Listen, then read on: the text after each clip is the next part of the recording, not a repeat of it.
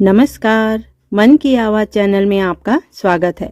हमारी आज की कहानी है गलती का एहसास। उम्मीद करती हूँ आपको कहानी जरूर पसंद आएगी। काफ़ी समय बाद अंजलि को मायके जाने का मौका मिल रहा था। सासू माँ की लंबी बीमारी और बिटिया के बोर्ड के एग्ज़ाम ने जैसे सारे रिश्ते भुला दिए थे।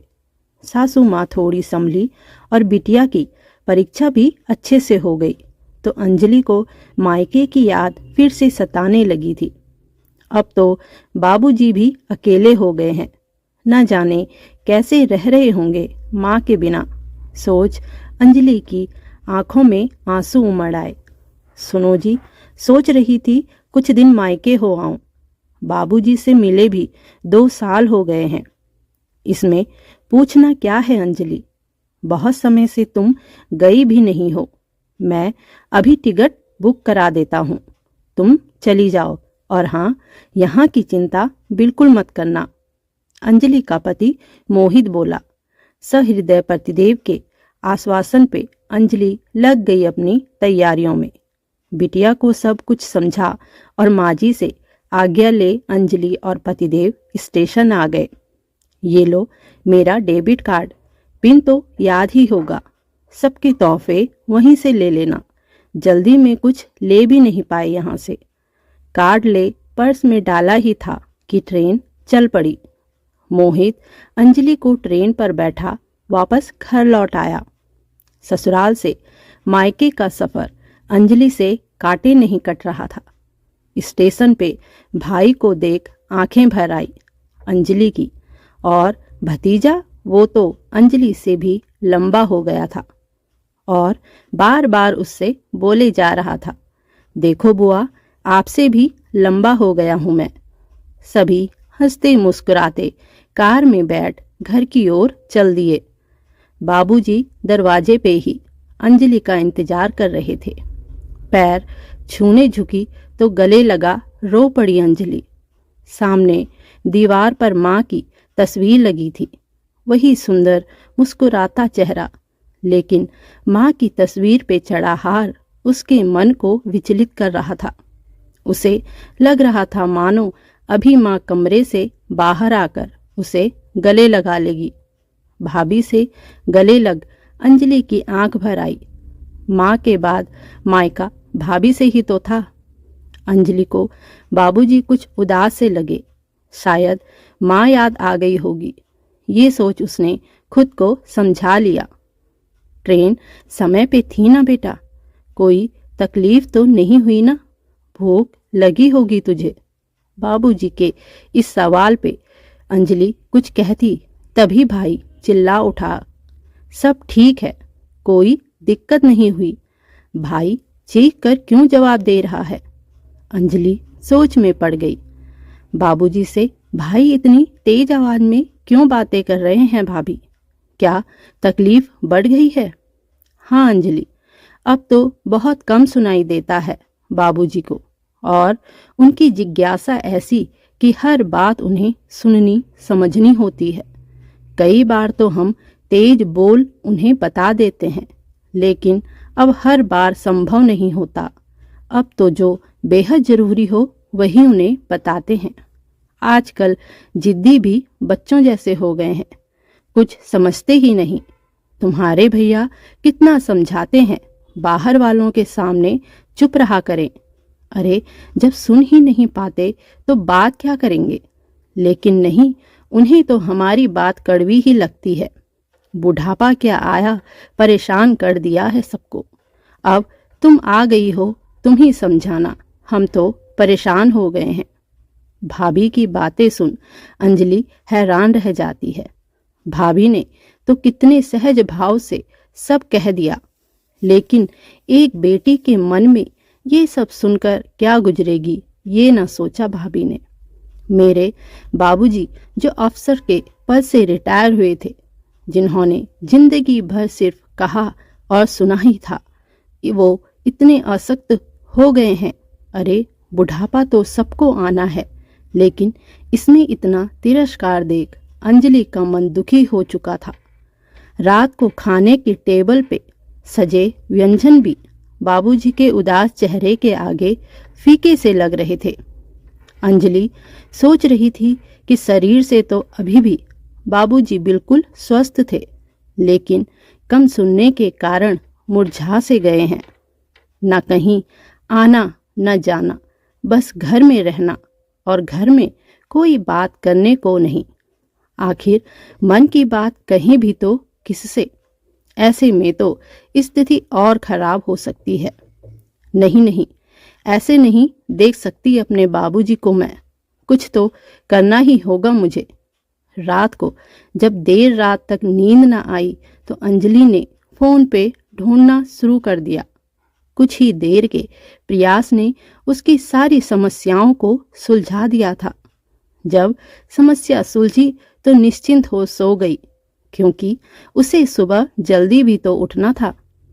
नए सवेरे के साथ, चलिए बाबूजी, मंदिर हो आते हैं, जल्दी से तैयार हो जाइए, अंजलि ने अपने बाबूजी से कहा।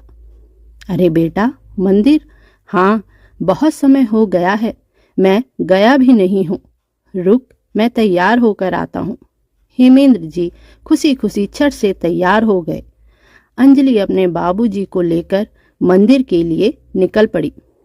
ये कहाँ आ गए बेटा हम? हमें तो मंदिर जाना था ना। डॉक्टर के क्लिनिक के बाहर खड़े हेमेंद्र जी आश्चर्य से भरे अंजलि को घूरे जा रहे थे। चलिए अंदर चलिए बाबूजी, अंदर बताती हूँ, इशारे से समझा अंजलि अपने बाबूजी को लेकर रिसेप्शन पे गई और अपॉइंटमेंट लेकर बैठ गई। हेमेंद्र जी की जिज्ञासा खत्म ही नहीं हो रही थी।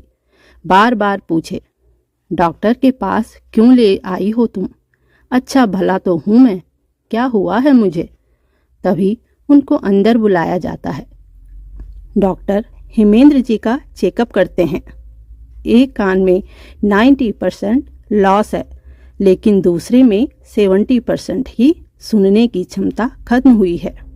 अभी से मशीन लगाएंगे तो दूसरे कान की लॉस ज़्यादा नहीं होगी। सभी चेकअप के बाद हेमेंद्र जी को मशीन लगाई जाती है। कैसा लग रहा है बाबूजी? डॉक्टर के क्लिनिक के बाहर आते ही अंजलि का पहला सवाल बाबूजी से था, और बाबूजी थे कि रोने लगे। ये क्या बाबूजी, आज तो कितना खास दिन है और आप रो रहे हैं? बाबूजी के गले लग अंजलि ने कह तो दिया, लेकिन उसकी आंखें भी भर आई थी। घर के बाहर ही अंजलि का भाई मिल गया और बाबूजी को देखते ही आदत अनुसार चिल्लाकर पूछने लगे, इतनी देर कहाँ लगा दिया? कब से परेशान हो रहे थे हम। अरे तो चिल्ला क्यों रहा है? तेरा बाप बहरा नहीं है, धीरे धीरे बोल। बाबूजी का जवाब और उनका पुराना रूप देख अंजलि को हंसी आ गई, और बाबूजी की डांट लंबे समय बाद सुन अंजलि का भाई भी चौंक पड़ा। अंजलि, बाबूजी को क्या हुआ? आज कुछ बदले बदले से लग रहे हैं। अंजलि के भाई का इतना कहना था कि हेमेंद्र जी रामायण की कोई चौपाई गाते गुनगुनाते घर के अंदर चले गए। अंजलि का भाई उसके पीछे और पड़ गया। ये क्या कहा बाबूजी ने अंजलि? और अंजलि की कल से दबी नाराजगी भाई पे निकल पड़ी। बाबूजी कितनी तकलीफ में है, इसका अंदाजा है आपको भाई? कान की समस्या कोई इतनी भी बड़ी समस्या नहीं होती जिसका समाधान आज के समय में ना हो, लेकिन आपने समस्या को सुलझाने के बजाय बाबूजी को चुप रहने की नसीहत दे डाली। ये भी ना सोचा कि कैसे लगेगा उनके मन को। कम सुनने का ये अर्थ नहीं कि इंसान अपनी जिंदगी जीना छोड़ दे। जिस काम को करने में उसे खुशी मिले वो छोड़ दे। बुढ़ापा तो सबको आता है भाई। आज बाबूजी बूढ़े हैं तो कल हम भी होंगे। एक पल को सोचिएगा भाई, अगर हमारे बच्चे भी ऐसा ही करें तो? वो हमारे पिता हैं भाई। आप कैसे उनके त्याग को भूल गए? मैंने उनकी नई मशीन लगवा दी कानों में। अब वो आराम से सब सुन सकेंगे और वो सब कर पाएंगे जो वो करना चाहते हैं। अरे क्या जरूरत थी बुढ़ापे में इन पर इतना खर्च करने की। अब बुढ़ापे में घर पर नहीं रहेंगे तो क्या करेंगे। अब देखना बाहर जाकर इनका घूमना फिरना शुरू हो जाएगा। अच्छे खासे घर में रह रहे थे। तूने ये ठीक नहीं किया अंजलि, नीलेश गुस्से में कहे जा रहा था। भाई, बाबूजी की मशीन उनके खुद के पैसों से लगी है और आप बाबूजी की पेंशन का क्या करते हो मुझे अच्छे से पता है। भाई, अगर बाबूजी के लिए कोई कमी हुई तो मैं ये बर्दाश्त नहीं करूंगी।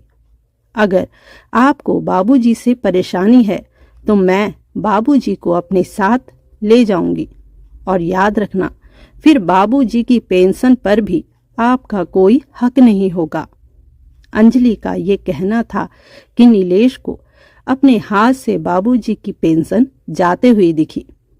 अंजलि की दो टुक बात सुन नीलेश का सर शर्म से झुक गया। माफ कर दे अंजलि, मुझे लगा अब बुढ़ापे में क्या फायदा मशीन लगवाने का, और उन्हें कहीं जाना भी नहीं था तो मैंने भी ध्यान देना जरूरी ना समझा। मैं पास रहकर भी बाबूजी की उदासी न देख पाया, उनकी परेशानियों को समझ न पाया, और तूने एक पल में सब समझ लिया। अंजलि की बातें कटु जरूर थी लेकिन सच्ची थी। नीलेश को अपनी गलती का आभास करवा गई थी। भाई को गलती का आभास हो चुका था तो अंजलि ने क्यों बात को बढ़ाना, ये सोच वो चुप रह गई। मायके में हंसी खुशी समय बिता और बाबूजी के चेहरे की खोई खुशी और उनका आत्मविश्वास लौटा अंजलि वापस अपने मायके चली गई। धन्यवाद दोस्तों। कहानी पसंद आई हो तो कमेंट, लाइक, चैनल को सब्सक्राइब जरूर करिएगा। धन्यवाद दोस्तों।